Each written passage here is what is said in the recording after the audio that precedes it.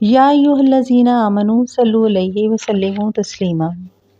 نگاہ عشق و مستی میں وہی اول، وہی آخر، وہی قرآن، وہی فرقان، وہی یاسین، وہی طٰہٰ۔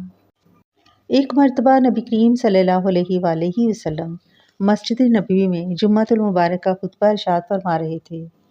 آپ صلی اللہ علیہ وآلہ وسلم نے فرمایا، لوگو بیٹھ جاؤ۔ ایک صحابی جو کہ مسجد میں داخل ہو رہے تھے، ان کا ایک پاؤں مسجد کے اندر تھا اور ایک پاؤں مسجد کے باہر، تو وہ اسی جگہ پر بیٹھ گئے۔ کسی نے پوچھا کہ تم مسجد میں داخل کیوں نہیں ہو رہے؟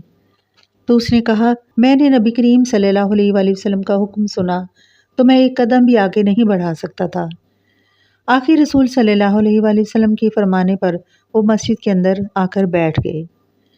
یہ ہے اطاعت رسول، اس بے پناہ محبت کا اثر، اس بے پناہ محبت کا ثمر جو صحابہ کرام کے دل میں نبی کریم صلی اللہ علیہ وآلہ وسلم کے لیے موجزن تھی۔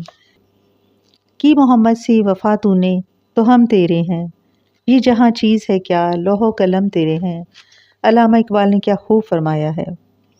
ان ساری باتوں کا خلاصہ یہ ہے کہ درود پاک محبت رسول ہے، درود پاک فلسفہ اطاعت ہے، اور درود پاک اطاعت الہی ہے، اور یہ اطاعت ہی دنیا اور آخرت میں کامیابی کی کنجی ہے۔